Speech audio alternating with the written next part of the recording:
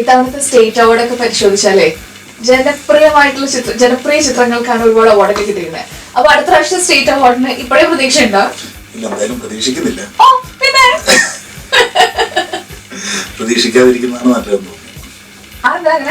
അതല്ല നല്ലത്. അല്ല, അങ്ങനെയല്ല, അവാർഡുകളൊക്കെ പ്രോത്സാഹിപ്പിക്കാനുള്ളതാണ്.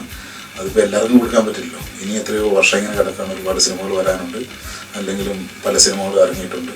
അതിന് ഓരോ തരത്തിലാണല്ലോ അത്. എല്ലാവർക്കും അവാർഡ് കിട്ടണമെന്നില്ല. ഇപ്പൊ കൂടുതലും ആൾക്കാരും അറിയുന്നത് സോൾട്ട് ആൻഡ് പെപ്പറിലെ സംവിധായകൻ ക്യാരക്ടറിലാണോ അതോ മഹേഷിന്റെ പ്രതികാരത്തിൽ ശരിക്കുള്ള സംവിധായകനായിട്ടാണോ? അതിപ്പോ എനിക്കറിയത്തില്ല, അത് ആൾക്കാരോട് തന്നെ ചോദിക്കേണ്ട കാര്യമാണ്. എനിക്ക് തോന്നുന്നത് ഇപ്പം മഹേഷിന്റെ പ്രതികാരത്തിന്റെ സംവിധായകൻ എന്ന നിലയിൽ തന്നെയായിരിക്കണം ദിലീഷ് പോത്തൻ എന്ന പേര് അറിയപ്പെടുന്നത്. ഞാൻ തന്നെയാണ് അതെന്നൊക്കെ എത്ര പേർക്ക് അറിയാമെന്ന് എനിക്ക് അറിയത്തില്ല. അതിന് വേണ്ടിട്ട് വീഡിയോ ഒക്കെ ഷൂട്ട് ചെയ്യണേ ആ തോന്നിവാസിയാണ് മനസ്സിലാക്കി കേട്ടത്. ഈ സിനിമ ഉണ്ടായത് എങ്ങനെയാന്ന് വെച്ചാൽ അതൊരു 2-3 കൊല്ലത്തെ പ്രോസസ്സാണ്.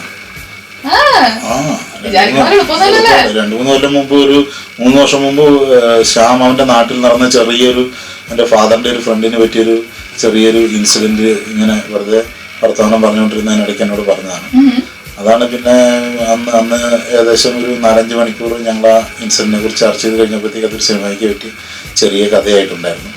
പിന്നെ 3 വർഷം അത് പല രീതിയിൽ വർക്ക് ചെയ്തും ഇടുക്കിയെക്കുറിച്ച് റിസർച്ച് ചെയ്തൊക്കെ തന്നെയാണ് ഈ സിനിമയിലേക്ക് എത്തിയത്. നമസ്കാരം, ഞാൻ ദിലീഷ് പോത്തൻ. മഹേഷിന്റെ പ്രതികാരം എന്ന സിനിമയുടെ സംവിധായകനാണ്. മഹേഷിന്റെ പ്രതികാരം ഇപ്പോൾ തിയേറ്ററുകളിൽ നല്ല രീതിയിൽ ഓടിക്കൊണ്ടിരിക്കുന്നു.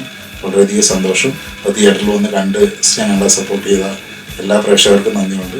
ഇപ്പം 2, 3, 4 പ്രാവശ്യമൊക്കെ ആയിട്ട് ചിലർ സിനിമ കാണുന്നതെന്ന് അറിയുന്നതിൽ വളരെ വളരെ സന്തോഷം. തുടർന്ന് നിങ്ങളുടെയൊക്കെ സഹകരണങ്ങൾ പ്രതീക്ഷിക്കുന്നു. ഈ മഹേഷിന്റെ പ്രതികാരത്തെക്കുറിച്ച് നിങ്ങളോട് കുറച്ച് വിശേഷങ്ങൾ പങ്കുവെക്കാനായിട്ട് ഈ ആഴ്ച സ്പോട്ട് ലൈറ്റിൽ ഞാൻ ശാലിനിയോടൊപ്പം ഉണ്ടാവും. റേഡിയോ മാറ്റി.